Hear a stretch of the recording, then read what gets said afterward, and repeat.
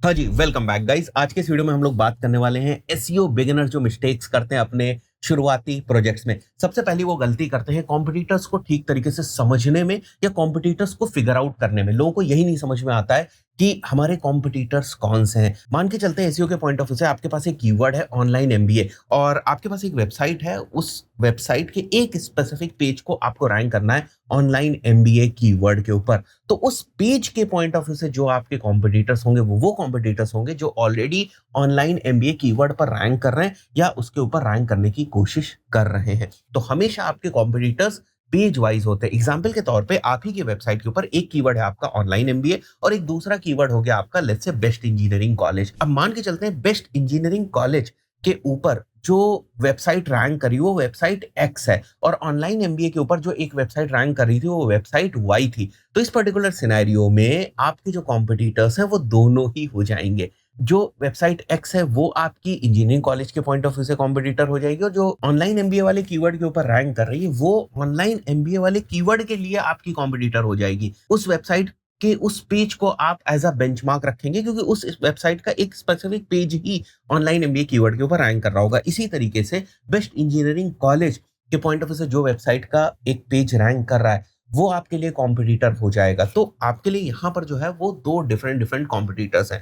तो competitor analysis भी हमेशा पेज वाइज होती है। एक एंटायर वेबसाइट आपकी जरूरी नहीं कि कॉम्पिटिटर हो। तो जैसे ऑनलाइन एमबीए के पॉइंट ऑफ व्यू से मैं यहाँ पर जो है वो क्वेरी मेंशन करता हूँ ऑनलाइन एमबीए और बहुत सारी वेबसाइट्स यहाँ पर रैंक हो रही है। जैसे ये वाली एक वेबसाइट जो है वो यहाँ पर रैंक हो रही है। तो ऑनलाइन एमबीए के पॉइंट ऑफ व्यू से तो ठीक है, ये वाला वेब पेज मेरा कॉम्पिटिटर हो सकता है, बट हो सकता है इसके और भी डिफरेंट डिफरेंट कोर्सेज हो। ये वाली जो वेबसाइट है इसके और भी डिफरेंट कोर्सेज हो। तो यहाँ प्रोग्राम्स में आते हैं हम लोग और देखो बिजनेस मैनेजमेंट आपको दिख रहा है या फिर आपको पीएचडी प्रोग्राम दिख रहा है। अब अगर आप पीएचडी कीवर्ड्स के ऊपर काम नहीं कर रहे हो तो उस पर्टिकुलर सिनेरियो में ये वाले जो पेजेस हैं पीएचडी वाले पेजेस ये आपके कॉम्पिटिटर पेजेस जो है वो नहीं होंगे। तो कभी ऐसा नहीं होता है कि इंटायर वेबसाइट आपकी कॉम्पिटिटर होती है। अगर आप जिन कीवर्ड्स के ऊपर काम कर रहे हैं वो कीवर्ड्स के ऊपर वो वेबसाइट काम कर रही है तो वही पेजेस आपके कॉम्पिटिटर वाले पेजेस होंगे। तो आपको हमेशा अपनी रिपोर्ट इनिशियल जो रिपोर्ट बनानी होती है कॉम्पिटिटर एनालिसिस वगैरह की वो इसी तरीके से बनानी होती है। इसीलिए अगर आप देखेंगे तो एसईएमरुश टूल वगैरह के अंदर आपको जो कॉम्पिटिटर गैप एनालिसिस वगैरह है वो देखने को मिलती है कि अगर मैं मान के चलता हूँ कि ये पूरी की पूरी वेबसाइट जो मेरी कैटेगरी में है मेरी निश में है ये मेरी अगर कॉम्पिटिटर है तो इन्होंने किन पेजेस के ऊपर काम किया और हमने किन पेजेस के ऊपर काम किया हुआ है, हमारे और इनके पेजेस के पॉइंट ऑफ व्यू से कौन से पेजेस मिस कर रहे हैं, कहां पर हमारे पास स्कोप है, कहां पर हम और पेजेस ऐड कर सकते हैं जो इस वेबसाइट ने ऐड किए हैं बट हमने नहीं ऐड किए।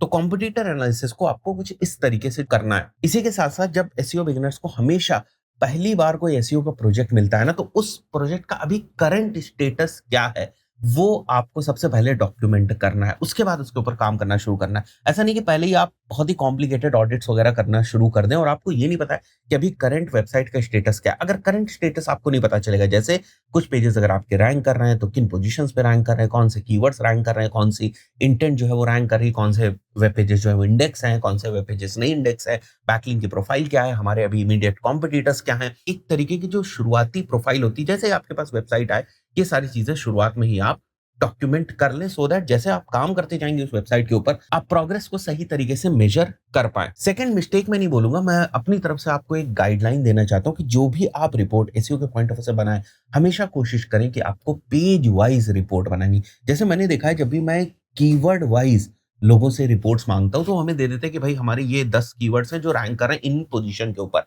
बट वो ये नहीं बताते हैं कि इस पेज पे 2 कीवर्ड्स हमारे रैंक कर रहे हैं या इस पेज के हमारे 3 कीवर्ड्स रैंक कर रहे हैं या इन कीवर्ड्स की वजह से हमारा ये वाला जो पेज है वो रैंक कर रहा है। एक बात आप हमेशा समझिए कि जब भी आप एसईओ के ऊपर काम करेंगे जितनी भी रिपोर्टिंग होगी जो कुछ भी एनालिसिस होगी वो हमेशा पेज वाइज होती है। अगर आप गूगल पे भी जाते हैं और बहुत सारे डिफरेंट डिफरेंट पेजेस अगर आप देखते हैं तो रैंक कर रहे हो तो वहाँ पूरी पूरी वेबसाइट नहीं रैंक कर रही होती है। हर एक डिफरेंट क्वेरी हर एक डिफरेंट इंटेंट के पॉइंट ऑफ व्यू से एक स्पेसिफिक पेज रैंक हो रहा होता है। तो सारी एनालिसिस सब कुछ सारी रिपोर्टिंग पेज वाइज ही होती है। तो जो कुछ भी आप रिपोर्ट्स वगैरह प्रिपेयर करें कोशिश करें आप पेज वाइज ही करें। यहाँ पर मैं आपको कुछ रिपोर्ट्स के सैंपल दिखा दूंगा जो हमारी टीम जो है प्रिपेयर करती है। तो उसमें भी अगर आप देखेंगे तो पेजेस का यूआरएल आपको 100% मेंशन दिखाई देगा कि हाँ भाई ये पेज इंडेक्स हुआ या नहीं हुआ, इस पेज के ऊपर कितना ट्रैफिक आ रहा है, इस पेज से कितने कीवर्ड्स रैंक हो रहे हैं। तो अगर कीवर्ड रैंकिंग की रिपोर्ट बनानी पेज वाइज, अगर इंडेक्सिंग की रिपोर्ट बनानी पेज वाइज, अगर ट्रैफिक की रिपोर्ट बनानी है पेज वाइज, बैकलिंक्स की रिपोर्ट बनानी है page wise, so everything is basically page wise. तीसरी जो गलती बिगिनर्स एसईओ प्रोजेक्ट्स में करते हैं वो ये है कीवर्ड रिसर्च उनकी बहुत ही इन डेप्थ नहीं होती। इस बात को समझिए, जब भी आप कीवर्ड रिसर्च करते हैं, आप क्या करते हैं, आप एक टॉपिक को ले लेते हैं और उसके अराउंड कीवर्ड रिसर्च करते हैं और आपको 5-6 कीवर्ड्स मिल गए और आपने काम करना शुरू कर दिया, पेजेस के ऊपर कीवर्ड्स जो है वो डालना शुरू कर दिया। मैं आपको क्या रिकमेंड करूँगा कि आपको क्या करना है, जब भी आप कीवर्ड रिसर्च करें, काफ़ी इन डेप्थ कीवर्ड रिसर्च करें। जैसे अगर आप मान के चलते हैं कीवर्ड रिसर्च कर रहे हैं, let's say digital marketing agency in Lucknow के ऊपर, तो जब आप रिसर्च करेंगे तो आपको समझ में आएगा digital marketing agency in Lucknow से रिलेटेड भी कीवर्ड्स होंगे। ऐसे नहीं digital marketing agency in Lucknow, digital marketing company in Lucknow, digital marketing services in Lucknow, ये तो रहेंगे ही। बट ऐसे भी आपको कीवर्ड्स देखने को मिलेंगे जैसे digital marketing agency for health care businesses in Lucknow, जैसे digital marketing agency for education institutes in Lucknow, digital marketing agency for B2B businesses in Lucknow. इस टाइप से आपको डिफरेंट डिफरेंट कीवर्ड्स देखने को मिलेंगे। आप देख रहे हैं कि नए जो कीवर्ड्स मैंने अभी आपको बताया, ये इंडस्ट्री वाइज जो है वो एक कीवर्ड्स का क्लस्टर जो है बना रहे हैं। तो आपको साथ ही साथ ये भी नोट करते जाना है।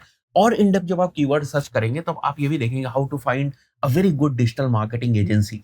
तो ये वाला जो कीवर्ड है, जो इन्फॉर्मेशनल कीवर्ड है, इसके ऊपर आप ब्लॉग लिख सकते हैं। इससे पहले वाला जो मैंने कीवर्ड आपको बताया, इंडस्ट्री वाइज वाले कीवर्ड्स, इसके ऊपर डिफरेंट डिफरेंट इंडस्ट्री वाइज आप digital marketing services in Lucknow के पेजेस बना सकते हैं। इसके अलावा digital marketing services in Lucknow का एक मेन पिलर पेज तो बन ही जाएगा। तो जब भी आप कीवर्ड रिसर्च करें, आप ये बात समझें कि आपको डिफरेंट डिफरेंट इंटेंट के कीवर्ड्स देखने को मिलेंगे। कुछ ऐसे इंफॉर्मेशनल कीवर्ड्स आपको देखने को मिलेंगे जिनके बेसिस पे आप ब्लॉग्स बनाएंगे और वही ब्लॉग्स पेजेस के ऊपर आप इंटरनल लिंकिंग करते हैं अपने मेन सर्विस पेजेस की। इस बात को आपको समझना पड़ेगा कि केवल आप एक पेज से उस पेज को रैंक नहीं करा पाएंगे। उस पेज को स्ट्रेंथ प्रोवाइड करने के लिए, सपोर्ट प्रोवाइड करने के लिए, उस पेज को अथॉरिटी देने के लिए आपको और डिफरेंट पेजेस को बिल्ड करने की जरूरत पड़ती है। जैसे अगर आपका मेन पेज है digital marketing agency in Lucknow या digital marketing services in Lucknow, तो उसके अराउंड बहुत सारे आपको ब्लॉग्स प्लान करने पड़ेंगे सो दैट एक टॉपिक का क्लस्टर बन सके और गूगल को लगे कि ये जो वेबसाइट है ये digital marketing agency in Lucknow के अराउंड बहुत कुछ जो है वो मेंशन करती है, बहुत कुछ लिखती है और बहुत सारा valuable content across all the different intent इस वेबसाइट के ऊपर जो है अवेलेबल है, विच मीन्स दैट ये वेबसाइट एक अच्छी वेबसाइट है digital marketing agency in Lucknow keyword के ऊपर रैंक करने के पॉइंट ऑफ व्यू से। तो ये प्रोसेस स्टार्ट तभी से हो जाती है जब से आप कीवर्ड रिसर्च करना स्टार्ट करते हैं, क्योंकि उसी टाइम आपको डिफरेंट डिफरेंट कीवर्ड्स देखने को मिल जाते हैं और उन सब कीवर्ड्स को आप ड्राफ्ट करते रहें, गूगल शीट पैरेलली बना लें, वहां पर वो सारे कीवर्ड्स जो है वो मेंशन करते रहो। जो भी आपके दिमाग में आता जा रहा है कि ये कीवर्ड के ऊपर मैं एक ब्लॉग लिख सकता हूँ, ठीक है, वो ब्लॉग आप बाद में लिखोगे बट कीवर्ड को वहीं पर आपको सेग्रीगेट करके जो है वो मेंशन कर लेना है। इस चीज का ध्यान रखना है। मैंने देखा है बिगिनर्स क्या करते हैं, बहुत ही लिमिटेड स्कोप के ऊपर काम करते हैं, बट ऐसे काम नहीं चलने वाला।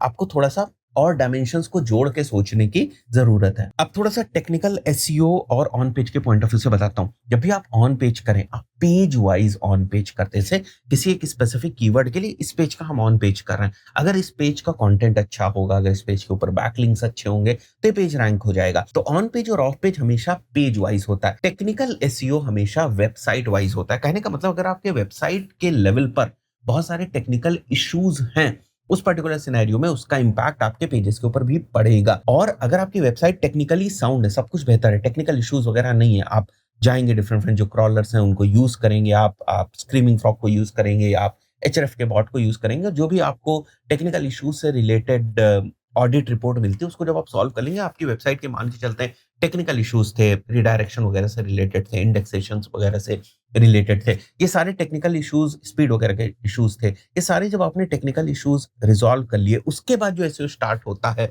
वो आपका एसईओ पेज वाइज होता है। मतलब अगर आपको लगता है कि आपको 10 पेजेस के ऊपर काम करने की जरूरत है, आप 10 के ऊपर काम करिए। अगर आपकी वेबसाइट के ऊपर 1 लाख पेजेस हैं, हर 1 लाख पेजेस का ऑन पेज आपको करने की जरूरत नहीं है। लेकिन अगर आपकी वेबसाइट के ऊपर 10,000 पेजेस हैं और कोई मेजर टेक्निकल इशू है आपकी वेबसाइट के ऊपर, तो पूरी वेबसाइट को रिजॉल्व करने की जरूरत होती है। Generally technical issues across the websites होते हैं और जो आपके ऑन पेज के एफर्ट्स और ऑफ पेज के एफर्ट्स होते हैं वो हमेशा पेज वाइज होते हैं। तो ये डिफरेंस भी हर बिगिनर को पता होना चाहिए सो दैट वो इसके ऊपर काम कर सके। एक और ऑफ पेज से रिलेटेड मिथ मैं बस्ट कर देता हूं। ऐसा नहीं है कि ऑफ पेज रैंकिंग लाकर आपको देते हैं। जनरली जो रैंकिंग में मेजर रोल प्ले होता है वो आपके ऑन पेज कंटेंट का ही रोल प्ले होता है। अगर आपका ऑन पेज अच्छा है तो आपका जो पेज है वो रैंक हो जाएगा। जहां पर कंपटीशन बहुत ज्यादा होता है, मान के चलते हैं बहुत सारे लोगों ने जो ऑन पेज है वो बेहतर करके रखा है, अब उस पर्टिकुलर सिनेरियो में अगर आपको आगे निकलना है तो आपको बैकलिंक्स की जरूरत होती है और अच्छे बैकलिंक्स की आपको जरूरत होती है। एक और बात समझिए, मान के चलते हैं आपने बहुत अच्छा ऑन पेज किया और आप वेबसाइट जो है आपकी या आपका जो वेब पेज है वो पहली पोजीशन पे रैंक करा। आपने सोचा सब कुछ बेहतर चल रहा है, काम छोड़ देता हूँ, क्योंकि मेरा जो पर्पस था इस पेज को पहले पोजीशन पे रैंक कराने का, वो पर्पस मेरा सॉल्व हो चुका और मेरे सारे कॉम्पिटिटर जो है वो पीछे रह गए। अब मान के चलते हैं उन्होंने भी अगर अपना ऑन पेज इंप्रूव कर लिया तो आपको बीट कर सकते हैं। तो वो आपको बीट ना कर पाए, पहली पोजीशन पे आप बने रहें, इसके लिए आप कंटिन्यूअसली अच्छे बैकलिंक्स बनाते रहते हैं, सो दैट उस पेज की जो अथॉरिटी है, वो पीए जो है उस पेज का, पेज अथॉरिटी जो है वो बढ़ती रहे और वो इतनी स्टेबल हो जाए, इतनी स्ट्रांग हो जाए कि कोई भी दूसरा कॉम्पिटिटर कंटेंट लिखकर आपको बीट ना कर पाए। और जब आपकी पेज अथॉरिटी बढ़ती है तो धीरे-धीरे आपकी डोमेन अथॉरिटी भी जो है वो बढ़ती है, और डोमेन अथॉरिटी बढ़ती है तो ओवरऑल वेबसाइट की अथॉरिटी बढ़ती है और गूगल को लगता है कि इन स्पेसिफिक कीवर्ड्स के ऊपर ये राइट वेबसाइट है। तो ऐसे में कोई अगर अच्छा ऑन पेज भी करता है और अच्छा ऑफ पेज भी करता है, कि आपकी वेबसाइट को बीट कर पाना उसके लिए उतना ज्यादा आसान नहीं होता। आई थिंक सो ये चीज भी आपको समझ में आई होगी। इंटायर एसईओ में कोई चीज सबसे इंपॉर्टेंट है तो वो है हमारा on page content. Content is the foundation. Content को कैसे आप फिगर आउट करेंगे, इसके लिए मैं सालों से स्काई स्क्रैपर टेक्निक ही यूज करता आ रहा हूं और आपको भी यही टेक्निक यूज करनी। स्काई स्क्रैपर का सीधा सा मतलब है, एक पर्सन ने जो अपनी वेबसाइट के ऊपर कंटेंट बहुत अच्छा लिखा है, आपको उसके पैरेलली उससे 2 गुना 3 गुना 4 गुना अच्छा जो कंटेंट है वो लिख देना है। मतलब एक बिल्डिंग खड़ी है, आपको उसके बगल में ना और उससे ऊंची बिल्डिंग खड़ी कर देनी है। ऑन पेज कंटेंट लिखने का इससे बेहतर कोई भी तरीका नहीं, और मैं सालों से यही तरीका यूज करता आया हूँ। तो जब भी मैं किसी भी टॉपिक के अराउंड ऑन पेज कंटेंट को प्लान कर रहा होता हूँ, मैं कॉम्पिटिटर रिसर्च करता हूँ और ये फिगर आउट करने की कोशिश करता हूँ कि डिफरेंट डिफरेंट कॉम्पिटिटर्स ने क्या क्या टॉपिक को कवर करने की कोशिश करी है। किसी एक कॉम्पिटिटर मान लिया 2000 वर्ड का कंटेंट लिखा है, उसने 4 चीजों को टच किया उसमें। किसी एक दूसरे कॉम्पिटिटर ने 2000 वर्ड का कंटेंट लिखा है, उसने जो इस पर्सन ने 4 चीजें टच करी हैं उनमें से एक दो नई चीजें, एक्स्ट्रा चीजें जो है वो कॉम्पिटिटर नंबर 2 ने टच करी, अपने कंटेंट में डाली। तो मैं 6 चीजों को लेता हूँ और उससे बेहतर जो उन्होंने लिखा है उससे अच्छे तरीके से प्रेजेंट करके, उससे अच्छे तरीके से डेटा बैकअप्स वगैरह वहां पर देकर, डेटा वगैरह की जरूरत है, ऐसा टॉपिक है यहाँ पर डेटा वगैरह देना है, तो वो सारी चीजें देकर उससे बेहतर कंटेंट मैं वहां पर लिखने की कोशिश करता हूँ। पेज कंटेंट या टेक्सचुअल कंटेंट जो आप डालते हैं, मैं इमेजेस के कंटेंट की भी बात नहीं कर रहा, मैं टेक्सचुअल कंटेंट की बात कर रहा हूँ। जो टेक्सचुअल कंटेंट होता है, टेक्स्ट बेस्ड कंटेंट होता है, that is the backbone of entire SEO strategy. तो आपको उसके ऊपर भी काम करना है। तो ये बहुत ही फाउंडेशनल चीजें हैं जो मैंने आपको बताने की कोशिश करी। अगर आप बिगिनर हैं, एक्सपीरियंस पर्सन को ये सारी चीजें पता होती है, जिन्होंने 8-10 प्रोजेक्ट्स के ऊपर काम किया उनको पता होता है। बट अगर आप बिगिनर हैं, 1-2 प्रोजेक्ट्स के ऊपर ही काम कर चुके हैं, या आपको स्ट्रैटेजी नहीं समझ में आती है कि एसईओ में क्या चीजें इंपॉर्टेंट है, किस डायरेक्शन में चलना है, तो उसके पॉइंट ऑफ व्यू से यहाँ पर सबसे ज्यादा गलतियां होती है जो मैंने पॉइंट्स आपको बताएं। आशा करता हूँ अगर आप बिगिनर हैं तो इन गलतियों को रिजॉल्व करने की कोशिश करेंगे। तो that's it for this particular video. See you in the next video. Till then, good bye.